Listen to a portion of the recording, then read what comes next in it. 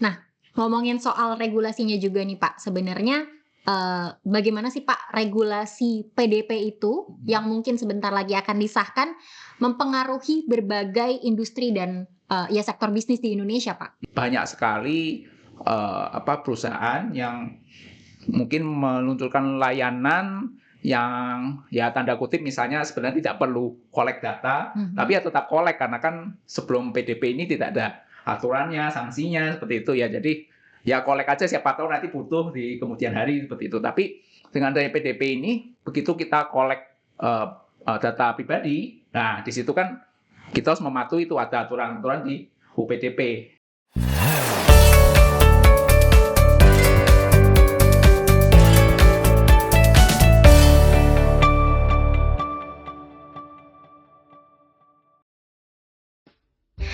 Hai Master Rian, kembali lagi bersama saya Ino di Master Talk, Inspiration Talk with the Master. Nah, Master Rian, tahu nggak sih kalau Kementerian Komunikasi dan Informatika sudah menangani 124 kasus dugaan pelanggaran pelindungan data pribadi sepanjang tahun 2019 hingga 14 Mei 2024, di mana sebanyak 111 kasus diantaranya tergolong kasus kebocoran data pribadi. Dan setiap kasus kebocoran itu bisa melibatkan hingga ratusan juta data pribadi penduduk Indonesia loh. Di mana mayoritas kasus kebocoran data yang ditangani merupakan kumpulan data pribadi yang tidak dienkripsi. Wah, banyak sekali ternyata ya kasus kebocoran datanya. Dan karena kasus ini sudah banyak ya, jadi ini kan harus menjadi concern kita bersama. Karena sanksi atas pelanggaran UU PDP ini untuk sanksi administrasinya akan mulai berlaku Oktober 2024. Penasaran nggak gimana regulasi dan teknologi yang dapat membantu mengatasi masalah perlindungan data pribadi ini? Yuk kita bahas sama-sama. Hari ini saya sudah ditemani oleh Pak Yonatan Santoso, Business Development Manager dari Master System. Halo Pak Yo. Halo, ya. Halo, Mas Rian.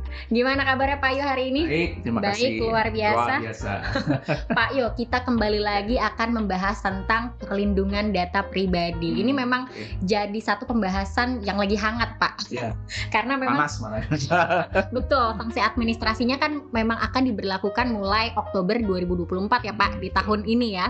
Nah, karena sudah dekat, mungkin sebagai gambaran dulu nih Pak, bisa dijelaskan ya nggak sih Pak? Apa saja sih Pak sebenarnya aspek dasar dari perlindungan data pribadi yang harus dipahami oleh setiap individu dan juga organisasi Pak? Oke, ya. Makasih Ino ya. Oke, mungkin kalau kita baca yang kuat baca ya itu cukup lumayan tebal ya, kalau nggak salah 70 lebih pasal. Jadi mungkin aspek dasarnya adalah pada dasarnya ada dua hal lah ya, dua hal besar. Jadi yang pertama lingkupnya adalah lingkup data pribadi ya, sesuai namanya ya, data pribadi. Jadi mungkin data-data yang lain itu tidak masuk scope situ.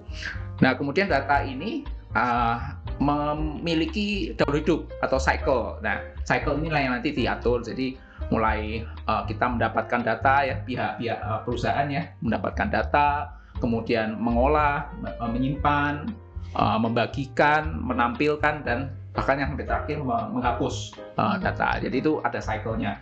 Kemudian yang kedua adalah PDP, kerangka kerja PDP itu sendiri. Nah, ini istilahnya ringkasan lah ya dari UU PDP itu. Jadi kita bisa bikin satu kerangka yang mulai dari assess, protect, kemudian sustain, dan terakhir adalah respond. Nah, di 4 poin ini ya dijabarkanlah itu di UU PDP. Misalnya kalau yang di assess itu apa? Misalnya kita harus menginventarisasi data, misalnya dan lain-lain. Kemudian protect ya, mungkin yang ini juga cukup banyak yang kita dengar. Mungkin tadi Ino sudah singgung tentang enkripsi, itu masuk di dalam unsur di protect. Oh, oke, berarti ya. masuk ya Pak sebenarnya. Kemudian yang sustain itu yang paling gampang adalah awareness ya. Mungkin kita yang bekerja di perusahaan yang melakukan pengolahan data, nah itu ada awareness yang harus dilakukan lah ya agar kita melek PDP. Dan yang terakhir tentu aja yang respon. Nah, itu misalnya nanti ada berkaitan sama subjek data, ada request, kemudian ada memberikan persetujuan, konsen dan sebagainya. Itu sih mungkin. Oke Pak. Nah sekarang saya mau beralih ke bagian regulasinya nih Pak. Oke. Kebetulan kemarin udah lihat sebenarnya nih ada RPP PDP ya Pak. Nah perkembangannya sekarang sudah sampai mana sih Pak? Oke ya. Mungkin kita sebagai masyarakat bisa cek juga sih ya di pdp.id ya. Itu di situ juga bahkan ada roadmap-nya ya. Dan kalau kita cek terakhir sih per Maret 2024 ini udah sampai tahap di mana next-nya itu nanti ada harmonisasi lah ya. Mungkin kan karena PP ini nanti memayungi banyak sektor gitu ya, ada kesehatan, perbankan dan sebagainya. Jadi butuh kerjasama lah ya antar kementerian itu. Jadi kalau kita lihat tahapnya mungkin sampai itu, nanti ya mungkin kita harapkan nggak lama lagi akan sampai ke pengesahan. Oh ya, oke. Nah, ngomongin soal regulasinya juga nih Pak, sebenarnya bagaimana sih Pak regulasi PDP itu yang mungkin sebentar lagi akan disahkan mempengaruhi berbagai industri dan ya sektor bisnis di Indonesia Pak? Oke, ya. Ini memang mungkin simpelnya adalah seluruh perusahaan pasti punya karyawan ya. Ya, jadi karyawan kan tentu aja ada data di situ. Nah, jadi mungkin bisa dibilang seluruh perusahaan ya, seluruh perusahaan atau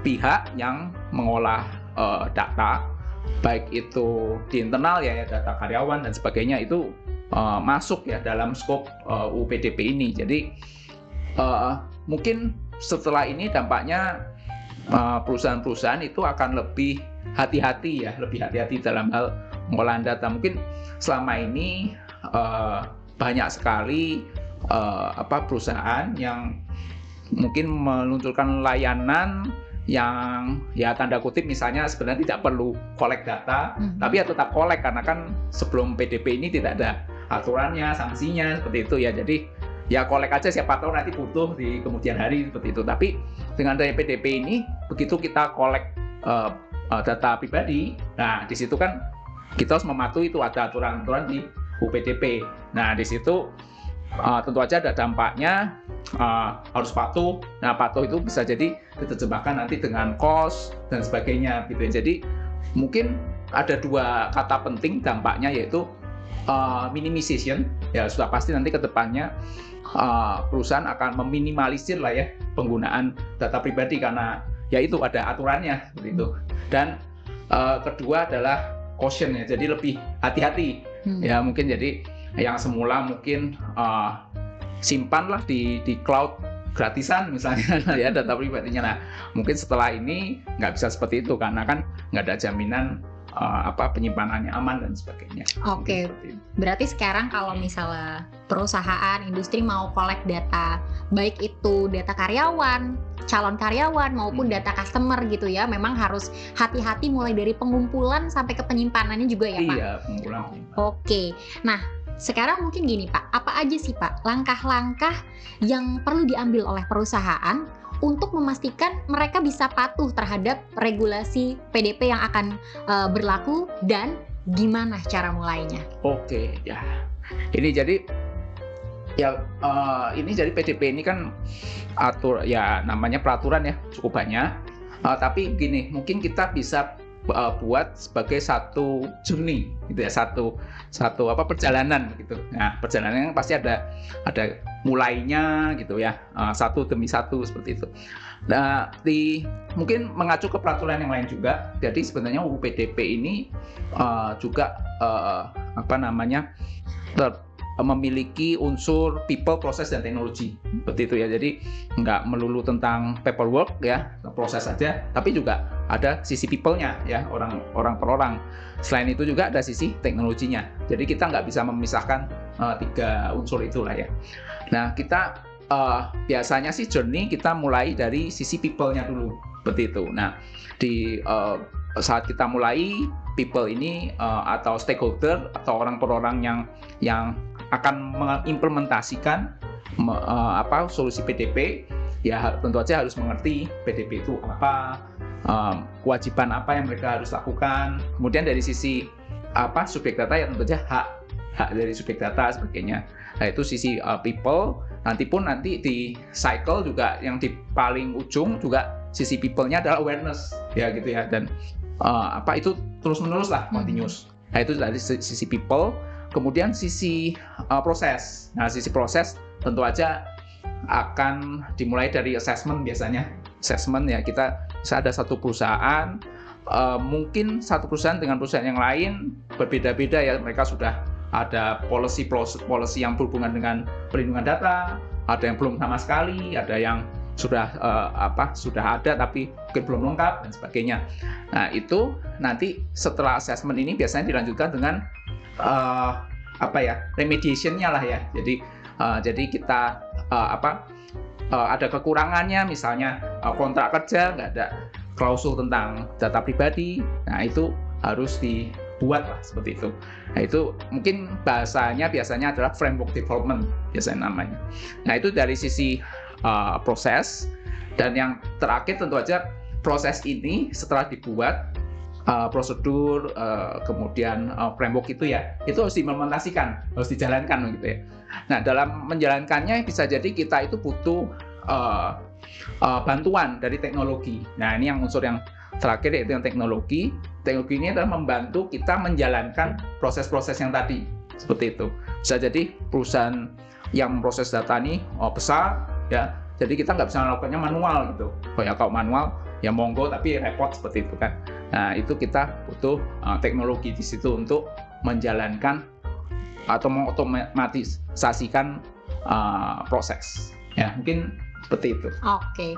Nah Pak Yo, kalau sebenarnya kan namanya kebocoran data ya, sebagaimanapun kita menjaga tetap ada resikonya ya kan Pak. Ya. Nah apakah bisa sebuah perusahaan itu mengelola kebocoran data itu, dan atau apakah ada sebenarnya cara untuk bisa mengidentifikasi atau mengatasi ancamannya sebelum terjadi kebocoran, Pak? Oke. Ya, mungkin tadi di awal juga Ino udah sebutkan ya tadi dari tahun 2019 sampai iya betul, sekarang, sampai Mei 2024 tadi datanya. Banyak ya. Nah, jadi memang ya ini salah satu harapan dengan munculnya Undang-Undang PDP ini, kejadian-kejadian seperti itu berkurang. Okay. Jadi mungkin sebelum saat menjadi insiden kebocoran data itu tidak menjadi kegagalan pelindungan data pribadi ya, harapannya seperti itu. Nah jadi yang tadi kan sempat kita singgung ada 3 unsur ya, people, process, teknologi.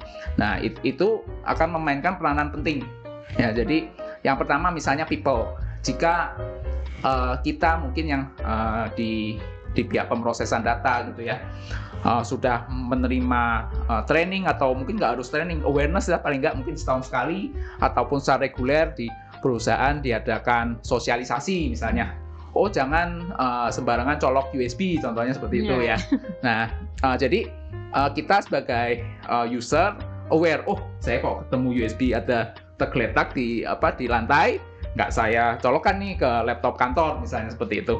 Nah itu akan mengurangi, karena itu istilahnya mungkin bahkan ada yang bilang people adalah weak link lah. Jadi titik lemah di satu siklus, misalnya people, process, technology, yang paling lemah itu people-nya. Seperti itu. Nah itu jadi people itu yang pertama, yang paling krusial juga. Jadi kita bisa mengurangi tadi kegagalan PDP. Yang kedua proses, tentu saja kalau sudah ada prosedurnya ya kita ikuti prosedur itu kan ya. Jadi misalnya saya menerima spam ya, atau saya menerima ada file mencurigakan nih. Nah itu ada prosedur di situ, misalnya saya laporkan ke IT support. Nah dari IT support kan nanti prosedurnya bagaimana. Nah itu juga bisa mengurangi tadi resiko kebocoran data ya. Dan yang terakhir memang teknologi tentu saja. Tapi ya, jangan salah juga, kita nggak bisa terlalu semuanya kita serahkan ke teknologi, nggak juga. Nah, tadi kan ada people, process ya. Tapi juga teknologi juga penting seperti itu, karena istilahnya teknologi itu yang membantu people dan proses itu untuk bisa berjalan.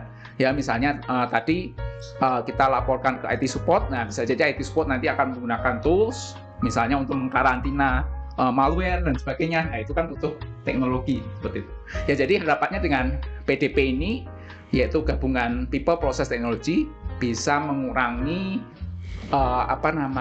mungkin insiden itu akan ada, tapi mengurangi kegagalan pelindungan data pribadi. Oke, berarti lebih ke mengurangi kegagalan yang terjadi ya Pak? Betul. Oke, kalau gitu. Misalnya kita sebagai perusahaan yang mengalami kegagalan, nah saat mengalami kegagalan kan kita ada wajib melaporkan ke lembaga nantinya, kemudian ke subjek data. Nah, di situ kan mungkin ya kalau di Indonesia itu ada namanya viral ya begitu ya. Nah, kalau viral tentu aja brand image kita akan rusak, dan itu mungkin cost-nya jauh lebih mahal daripada denda dari lembaga PDP itu sendiri.